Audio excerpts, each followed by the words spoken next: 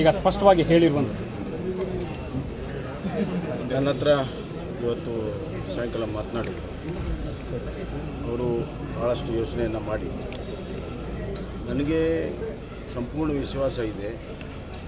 ನನ್ನ ಎಳ್ಕಾಳಷ್ಟು ನಾನು ಇದರಲ್ಲಿ ಪಾತ್ರ ಎಲ್ಲ ತಪ್ಪಿಲ್ಲ, ಹೀಗಾಗಿ ನನಗೆ ನೈತಿಕತೆ ಇದೆ. ಆದರೆ ಈಗ ಅದನ್ನಿಟ್ಕೊಂಡು ನಾವು ಮುಂದುವರೆದ್ರೆ ಭಾಳಷ್ಟು ಜನಕ್ಕೆ ಮಾತಾಡೋ ಅವಕಾಶ ಸಿಗುತ್ತೆ, ಇರಿಸ್ಮುರ್ಸಾಗ್ತದೆ. ಅದಾಗೋದು ಬೇಡ. ಆದಷ್ಟು ಬೇಗನೆ ಇದರ ತನಿಖೆಯನ್ನು ಮುಗಿಸಿ ಸತ್ಯವನ್ನು ಹೊರಗೆ ಬಂದು ಸತ್ಯ ನಾನು ಎಲ್ಲ ಏನು ಆರೋಪಗಳಿದೆ ಅದರಿಂದ ನಾನು ವಿಮುಕ್ತವಾಗಿ ಹೊರಗಡೆ ಬರ್ತೀನಿ. ಅಲ್ಲಿವರೆಗೂ ನಾನು ಈ ಸ್ಥಾನದಲ್ಲಿ ಇರೋದು ಬಯಸೋದಿಲ್ಲ ಅನ್ನುವಂಥ ವಿಚಾರವನ್ನು ಹೇಳಿದರು.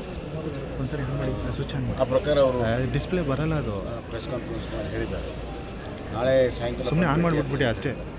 ನಾನು ನಾಳೆ ಅವರು ಸಾಯಂಕಾಲ ಭೇಟಿ ಸರ್ 3 ದಿನ ಆಯಿತು. ಯಾಕಂದರೆ ಕಾಂಗ್ರೆಸ್ ನಾಯಕರು ಹೇಳ್ತಿರೋದು ಇದನ್ನು ಆರಂಭದಲ್ಲೇ ಮಾಡ್ಬೋದಾಯ್ತಲ್ಲ, ಇಷ್ಟು ಈ ರೀತಿ ಕಾಂಗ್ರೆಸ್ ನಾಯಕರು ಹೇಳ್ದಂಗೆ ಕೇಳಕ್ಕಿಲ್ರಿ.